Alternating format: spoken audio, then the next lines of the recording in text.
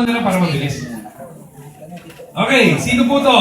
Right now, we're doing a live blood analysis. Rodolfo Cruz. Si Dr. po, kumukuha na siya ng blood sample sa ating volunteer. And then later po, ipapakita yung live blood analysis ni Sir. Babae? Kasang galing sa baba? So tapos na po yung pagkuha ng sample. Nilagay na po sa slide. And ayun po, nilalagay na. Ano? Talaga. Itang-ina ka pa eh. Ano sir? Okay ka lang? Ready ka kuha ng dugo? Kahit sa parte ng katawan? Okay, hubad na. Okay, sige. Pakilagyan na ng upuan. Sige sir. Okay. Ayan, dito po, dito po. Ano? Bro? Guide mo. Okay. So, ang gagawin natin ngayon is kukuha tayo, this is a live blood test, okay? Actual test ng dugo. Okay? Sige, pakipatay mo na yun. Okay. So, ibibigay ko po yung microphone kay Doc Jeff para at least mas lalo niyo po maintindihan kung ano po yung nakikita natin. Pwede palang pakilala si Doc Jeff? Hello po, good morning. Good morning. Ngayon, sa ganitong condition po kasi, na-explain ng iba, ano ba talagang meron pag acidic ang katawan mo? Di ba po, no? Kasi kapag acidic ang katawan mo, maraming sakit na pwede mong makuha eh. For example, si Kuya, this is the best sample for the acidic body. Ang Wow. red blood cells niya, dikit-dikit, and meron mga live bacteria, so yun, tumatakbo. Oh. Yan ang ganyan, ang pag-acidic ang katawan mo. So, anong meron pag ganyan ang dugo mo? Di ba si red blood cell natin, siya yung unang-unang, what do you call this one? Siya yung vessel para madala yung nutrients at saka yung oxygen sa buong katawan mo. So, kapag ganito yung dugo mo po, na parang, kung titingnan parang EDSA, di ba? No? Masikip, matraffic. Ano mangyayari sa dugo para sa katawan mo? Matraffic, unang-unang maliliit, no? Di ba? Parang gano'n, ano? So, nadidelay siya sa pagpunta sa katawan mo. Exactly. So, anong meron? Yung iba dyan, minsan mabilis mapagod, mahingal, no? Yung konting galaw lang, konting lakad lang, hindi, parang hihinga na agad siya ng malalim. Kasi bakit? Hindi na makapag-travel ng maayos yung dugo niya sa katawan. Okay lang po ba? This one is the best sample para malaman natin kung gaano ba talaga ka-effective yung alkaline in our body. Wow. Kasi bakit? Kapag acidic ka, uminom ka ng alkaline, it makes your body alkalinized, no? Binale-level niya yung pH level at ng acidity ng katawan mo. Yan, parang ganyan. Mamaya, mag-ihiwa-hiwala yan by taking the water una malang, ano? Tatry natin yung water muna. Okay. Sir, inom ba tubig ha?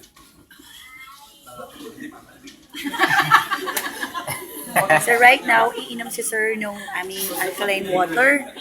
And yan po, uminom na si Sir ng alkaline water. Yan, pinapainom natin siya ngayon nung galing sa pahikap natin, ano? Yes. So tingnan natin kung ano bang meron sa dugo ni Sasay. Bukod sa acidic blood, and may bacteria, Wow. Would you see that? Can you yung see white, it? yung white blood cell po. See, there's a white blood So siya yung cell. immune system natin, siya yung lumalaban. Yan po yung live blood analysis natin.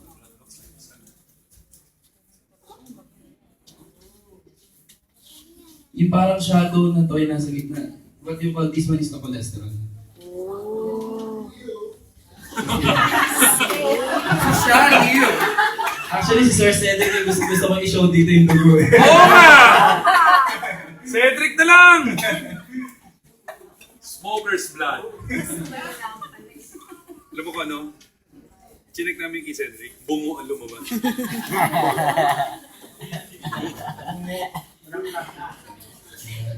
Yan, this one, kung mapansin niyo, ganito po dapat ang normal blood. No? Nakahiwalay siya mag-isa, parang loner, no? Parang ganun. Pero kung mapapansin niyo, this one is not normal kasi mababa yung hemoglobin niya.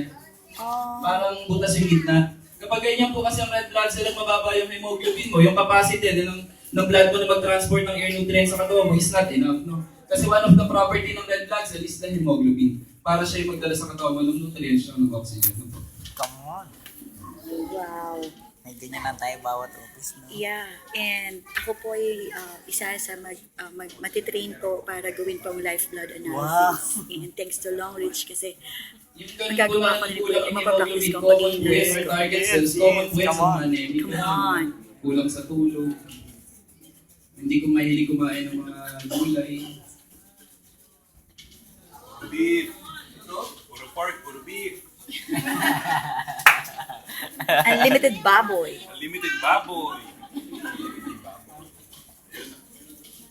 Mapansin niyo, wala masyadong spaces na hindi natin makita yung dugo.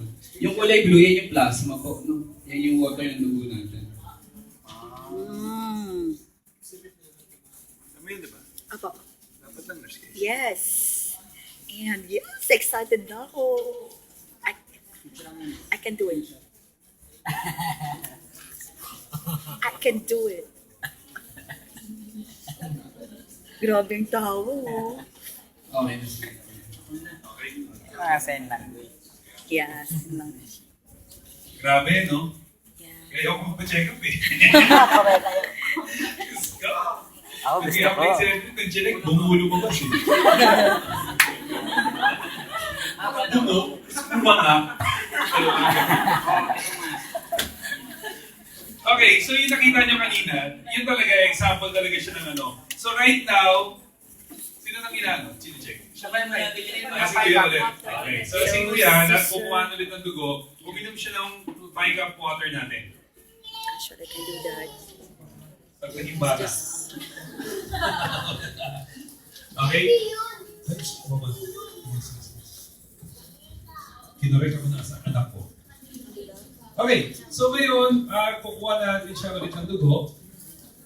Actually, pag kinuha naman ng dugo, very, very ano lang naman eh. Parang kinagat lang raw ng langgam. Yeah. 30,000 story feet na langgam.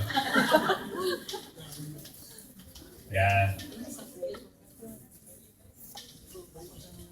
Are you learning? Yes! Okay ba nang ginawa natin to? Yes! Wow! Diba?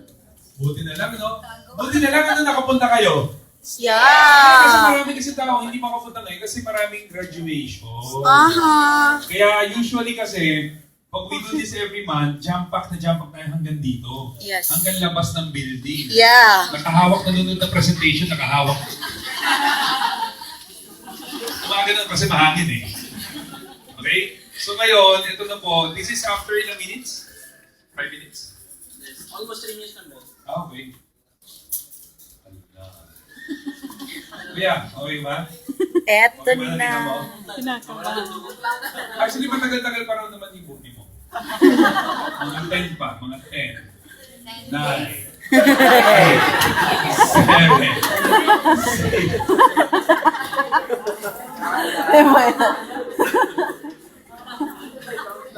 Ang countdown na pala eh. Okay, wag po kayong malito ha. Okay, dito lang po kayo tumingin. Kasi nung tinuturo yung bacteria, nakatingin kayo kay Jenny. Buti na-notice ko lang kasi nung sinasabi bacteria, lahat nakatingin sa'yo. Ang klaseng bacteria na yun. May dimple. Na-notice yung dimple mo eh. Yung nagsimula lulat-lulo ko. Alright! Ayun o! Wow! Wow, grabe! Amazing! Wow! Grabe! Mic up lang yan! Woo! Yan ang ito ba? This one is the better blood circulation po. If I'm not mistaken po, this one is the most likely normal na, no?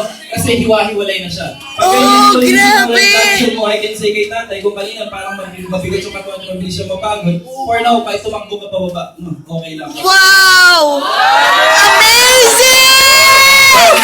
Woo! Why ka pa lang yan? Tubig pa lang po pinag-uusapan natin. Yeah! More kapag dinemo ko na, yung more naman about sa supplement natin, the bone and then the nutrient. Woo! Kasi, Grabe! ng red blood cell, yan yung magdadala ng nutrition sa katawan mo. But doesn't mean you are healthy because hiwa-hiwalay pa lang yung red blood cell mo. Kung wala siyang dadalhin sa katawan mo, paano ka magiging healthy? Ngayon, lalagyan naman natin siya ng nutrients para malaman natin bilis ng yung food supplement natin na ma-adapt ng katawan mo. Okay lang po ba? Yes! Yung kukunan ko naman si Kuya.